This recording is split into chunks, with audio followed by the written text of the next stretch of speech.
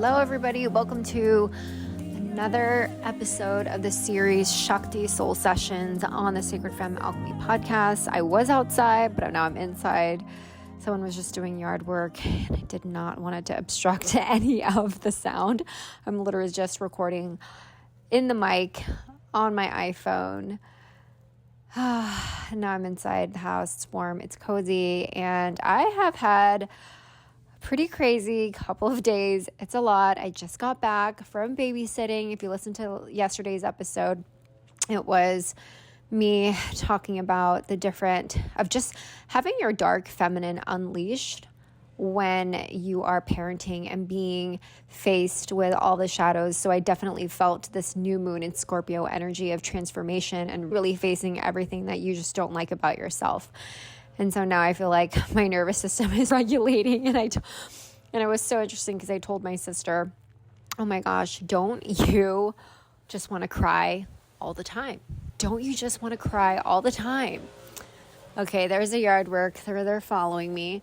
And I told her, I said, literally, don't you just want to cry every day? And she said, I've been doing this for almost 5 years. I've just accepted it at this point. And if anything, I think I had this experience yesterday where I was actually talking about it on TikTok of just how hard it is for mothers, and if sometimes maybe they do resent or if they are jealous of people who don't have any children. I did provoke it, right? I did provoke it. I did say those words, and it was actually met with such disdain for people who weren't mothers or people who didn't have any children. And even though I proposed that question to women who had children and just trying to empathize with them and then just wondering if they do miss their life, if they do resent other people who don't have kids, and especially in the work, I know that there was so much divisiveness. I even remember with one of my friends, I didn't have a child and she did. And it was really tough for her because both her girls had to live with her. And, it was just, who has it worse, right? The people who have the children living with them versus like people who don't. And everyone had a different experience of COVID, right? So if you didn't live with anyone, you dealt with the pangs of being lonely and not having anyone to talk to and just really feeling as if there was no one there that you could talk to, couldn't see anybody. And then for the people who just had all their family members on top of each other, I remember when you can have meetings with people and then all of a sudden you would hear their partner, whomever they were living with, also in the background having a meeting for their job. And it was just so much. And then I know that majority of the women, they felt that they were taking a hit because they are working moms. They were the ones that were also teaching their children, and that sometimes their meetings weren't seen as important as their male partners. And so it was just a lot of things that were coming ahead. People were very stressed. Maybe they had other people who were working in the medical field and they were worried about their safety and their livelihood and their health, all of those things. But I do remember it was just this feeling of you have it easier because you don't have any children. And it's who's to say who has it easier, who doesn't. But I got met with so much backlash. So much backlash. And majority of the people who did respond. And it's so interesting, right? When you think about the TikTok algorithm or just any algorithm in social media of how you can actually incite a lot of people and provoke them, and what happens when someone feels attacked and the type of perspective people bring, and you're hiding behind a screen so you can say whatever you want and you can troll if you want to. And so it was just really interesting. I was met with a lot of comments of, it's a woman, if she chooses to have children, it's her choice. It's not our job to make her feel comfortable. If anything, I should feel resentful towards her for having to pick up her slack. Just all of this stuff. It's whoa. And I can empathize with both sides. I can empathize with the people at work who are upset. Maybe someone happens to have children and maybe their child is sick and then you have to pick up their slack, or it's not even slack, but you just have to take on more of their work. But that's part of it, right? You're part of a team, and that's actually just how marriage is. It's never going to be 50-50. And so it's just learning to have a team player. And also I remember when one of my old bosses, she went on maternity leave for 6 months, and I was very stressed. I had to take on her work, and I was willing to help her, and I did keep in touch with her. And I think the part that I got resentful at the most was not getting a promotion. And then towards the end, I realized I was just doing my job. It wasn't doing anything out of the ordinary than doing what I was supposed to do, of helping when someone is out for a while. And there are a lot of people who get really resentful. So when I saw comments like that, I just thought, wow, there can be a lot of divisiveness between people who do have children, people who don't have children, people who feel maybe that they're expected to have children, but they don't want to have children. So there's like the guilt and the shame of that. I know Chelsea Handler talks a lot about that in her comedy shtick. And then it's people who choose to want to just be a mom, or that's maybe the only thing that they want. And then people look down at them and think that it's not worthy of anything. And then you think, oh my gosh, actually raising a kid is one of the hardest things that you can do, right? It's hard on all fronts. And who's to say what's harder than the other? But then also it like falls on women to take care of this whole population issue that we're having. And it's a lot of people wouldn't be born unless it came through like the woman's yoni. Women go through that, and that's a whole other initiation, which I haven't even experienced yet, but that's just so many different feminine aspects that come into play with that. And if anything, I was getting hit with a lot of really nasty comments, people getting really upset. And it made me realize just how divisive our country actually is. And sometimes with social media, you can use it for good or you can use it for harm. And people sometimes misconstrue it.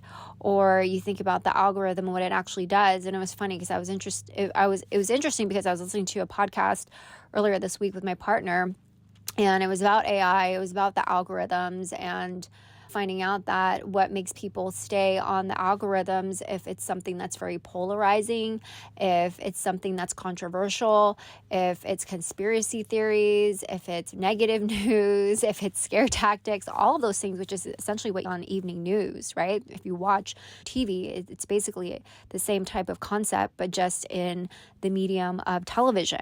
And so when you look at different things and you look how polarizing content is, or people expressing their opinions or their perspectives on war and who they're going to go vote for and politics and all the stuff about Diddy. And that's the stuff that the algorithm actually likes to push on you. And they like to create a lot of hatred and all of those things. And I thought, oh my gosh, I just do not want this type of engagement on my feed at all. I don't even want to be a part of it. It's not my intention. And so I took it off. I deleted it. I deleted the video. It was a genuine, like, funny type of thing where do you think about that? Basically calling it out, because I've talked to a couple people who are moms and they do feel that way. And I was just calling it out. I wanted to see what the general consensus was, or just getting people's opinions. But I didn't know that it would be blasted towards people who weren't mothers and feel really offended, and had to take it down. But it taught me a lesson of just of my own biases, right? Of how I was before, of understanding and being close to people in my life who are mothers and understanding their struggles and the prejudices that they feel, or just anything of that sort, where it's like, oh, okay, you're expected to bounce back right after maternity and just show up the way you're supposed to as a good employee. And it's maybe you had little sleep the last couple of nights. And I was talking about it to my brother-in-law too, and he said, we both agreed that women's maternity leave should actually be a year. I think it's unfair that people only get 6 months if they're lucky, just because of the amount of transformation that a woman goes through. And then when they go back to work, they might be breastfeeding. And so they got to pump their breasts like during work. And I remember like one of my old colleagues, like it would hurt to a point, but she would be stuck in a meeting. What is she going to do? Take out her breast pump and just pump her breasts in the middle of a meeting? No, because it makes other people feel uncomfortable. And it's just all of these things. And so it's like, how do you learn to be a mother in a very modern world where it's accepted? And I know there are other people who often shame mothers too if they don't act like a typical mom or they are taking care of their child. So if you do have money and you can have a night nurse or you can have a nanny, oh my gosh, I remember I was watching this TikTok and this woman got so much slack for not necessarily complaining, but just saying how hard it was to take care of your child when the nanny is sick. And people totally missed the mark and they said, what are you complaining about? I can't believe you're complaining that you have a nanny. And it's just like, it's hard for people too who have to work full-time jobs, and they have to also be on calls, also take care of their kid. Like, it's just hard. And so we just can't really assume what is hard, what is easier, whose life has it easier. And there's just so much opinion and controversy about how someone should raise their kid, how someone should just do something. And it's given me so much empathy for the people in my life that maybe I didn't show empathy towards, or any of the new moms who came back to work, whether it was their first child or second child, like any of that stuff. And I will never forget when I was in my 20s, I was in my early 20s, it was my first job, and this woman bounced back. She was a VP, and she told me one thing, and I don't even know why we were talking about this. And she said, there's something different about being a mom. A man will always get accolades, always feel good about himself, or especially when his male colleagues know that maybe he leaves early from work to go watch their kid's soccer game or whatever sports game. Like, he'll just get so much praise. But if a woman does that, it's almost looked down upon. And I worked in a very male-dominated industry before. Worked in the entertainment industry, and I worked in sales. So it was a lot of men. And she made sure to tell me that. And it's really sad. And I was also recently listening to another podcast where a woman said at the very beginning that it was really hard for her to just be a mother. That was the only title to her identity, because she just felt like she was such this independent woman and she was a working woman. Then all of a sudden she decided to be at home and raise her children, and she felt really embarrassed when she said that she was just a mom, and she said it in a really low voice. But now, after understanding what it takes, she realizes, oh my gosh, now I would answer that question so differently, and I would say, wow, I'm a mom, I'm a woman of value, and I'm choosing to raise a child and a human being in this world who doesn't cause harm to other people.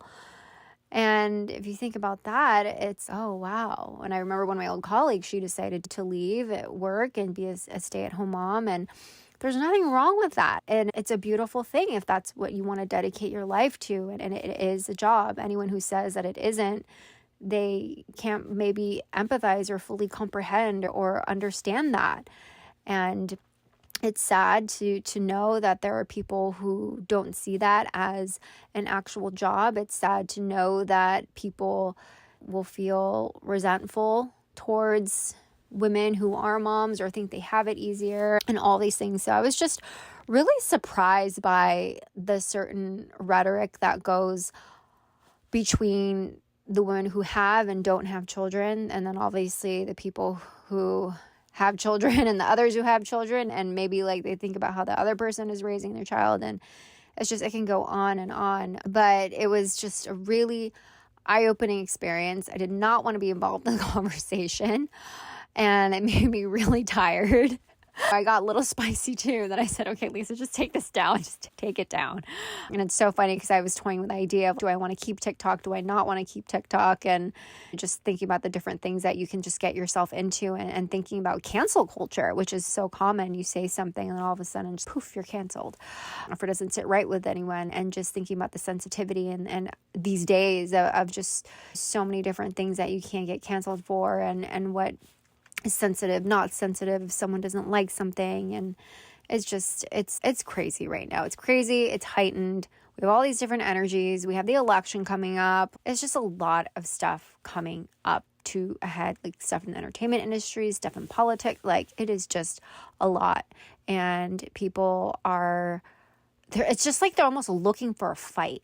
I remember I was talking about it with my teacher, and she's saying there's just a lot of crazy stuff going on. And now more than ever, the world just needs to be in peace, whatever capacity that is. I know there's a lot of people that are saying the feminine needs to come back.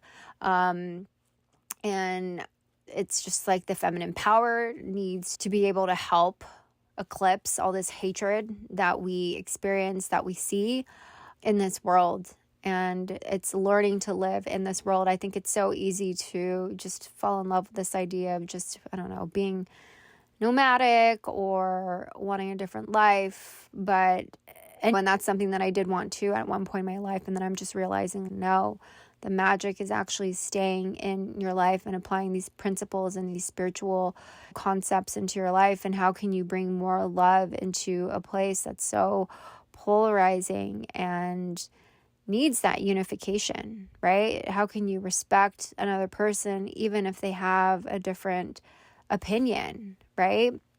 Or how can you try to understand someone? We don't attack each other for our differences or our ego telling us who's better than the other. But it's just a really crazy world that we're in, and it's making me think of just how much we actually need this work, how much we need to ground in our spiritual practices, and also take a step back and just be in that, because there's almost this energy of this practice that you have that allows you to show up in your life in a very different way. There's that energetic shift that you come in with. But I could just go on and on. These are supposed to be short, hot episodes, and this is almost going to be 17, 18 minutes. But if anything, again, as per usual, anytime I babysit, anytime I experience just being around my sister, I'm always initiated into a deeper calling and understanding and layer of my why. And it's truly about helping women. It's always in service to the divine feminine, that divine feminine aspect, the many faces of the feminine, the many faces of our stories, the many challenges that we experience, and what does it mean to experience woman, whether it's sexually, whether it's through understanding ourselves through our family, whether it's through romantic partners, whether it's through motherhood. And so now I feel really called in my bones. What does it mean to mature from the maiden to the mother, of wanting to be ready to have a child? More to be revealed, but I hope the intention for you today is just, honestly, this is just every single day is different, and it's just being mindful of how you're showing up in the world. And if anything, it's taught me looking at where your biases are. Maybe you're not experiencing it full circle yet. I definitely came to this experience of realizing, oh wow, I didn't realize I had bias towards other women when I was younger, especially mothers. And now I just have so much empathy and compassion. And if you really think about the story of Persephone and Demeter, you can tell where you are in your life based on who do you find compassion and empathize with more, Demeter or Persephone. And that's a whole myth that we can dissect. There's so much juiciness there, Everything from Hades taking the daughter, Persephone. Her name actually used to be Kori, and then she comes back from underworld, and then she's Persephone. There's that. And then also the mother and her relationship to her daughter and them getting separated, and what's that, and how she experienced the separation and feeling lost and losing your identity as a mom. There's just so much richness in the experience of being a woman. And so it just makes me honestly just so excited to be a woman, even though it's very challenging, and just coming to it from a different lens of putting words to our experiences, and to being able to have a space to talk about it without judgment towards each other, because I'm sure women who decide to not have children also experience so much judgment too. I've heard people say, I never wanted that for myself, but all of a sudden I was like, because I was a woman, I was typecast as someone to have that within me. And then if I don't want to have a child, it means I'm not nurturing, or that I'm not motherly, or that I can't be motherly in my own ways. And I often say this too, even if you aren't birthing a child, you are birthing an idea, you are birthing an identity, you are birthing creations. It doesn't matter. Even if you're a man, you have a womb chakra. It's called the sacral chakra. It's the Svadhisthana chakra. It's the chakra that has a lot of our sensuality. It helps us with our sensitivity towards our creativity, all of that stuff. So who's to say that? But anyways, I feel like I can go in so many freaking different directions with this.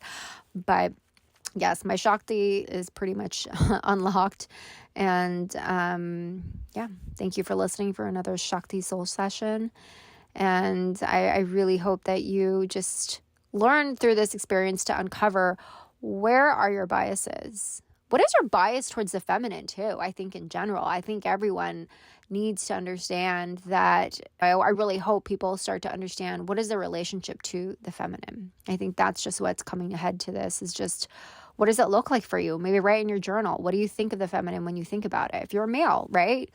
What do you think? Is it as someone who you want to be a siren? Is it someone who you think of just like in Playboy magazines? What's your relationship to your mother? What's your relationship to your exes? Write down all of it. Be unafraid of it and truly face those shadows of, where are my biases? Where are my unconscious and conscious bias, right? And the more that we bring light and shed light to that, the more we can heal that schism that we have, and hopefully unify those polarizing opinions and not attack each other. Anyways, that was my lesson from almost getting canceled and just having all those people say those nasty comments. But I understand that my content probably provoked it as well. So that's just me owning it up. Anyways, another Shakti Soul session coming to a close. I am looking forward to chatting with you all tomorrow. Bye.